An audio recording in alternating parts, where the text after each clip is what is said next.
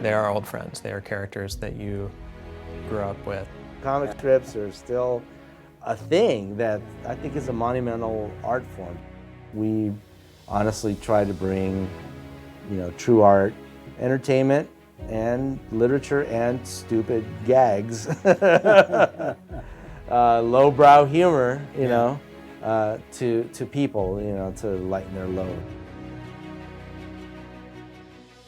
I don't think people realize when you tell them that you write a comic strip, they all think that's very cool. I don't think they realize just how much it takes. We take in and interpret everything visually. This is what we do. It's a very personal relationship. Basically, when you're reading the comics, you can be transported into the characters' worlds.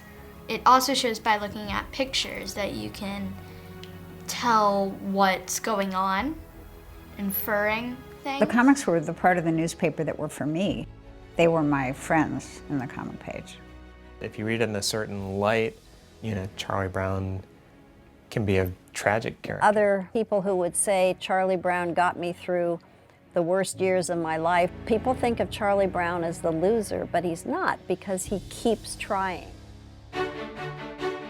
There's just something about seeing a static drawing that captures the mind, that works its way into your psyche. Comics are like, the court jester of modern society. It really was the first popular culture as we know it today. It was pop culture that affected how we saw ourselves in bad times. It's just a brief moment of you not thinking about a bunch of other issues for a second. I yearn for the beauty and the intelligence and the charm and the joy of being able to sit down with your children and read the comics page. Comics were important to a lot of people and valuable to a lot of people. Most of the letters that, they appreciate my strip because the first time in their lives they saw a comic strip look like them. The comic page was a representation of what the stories we like to tell about ourselves, which was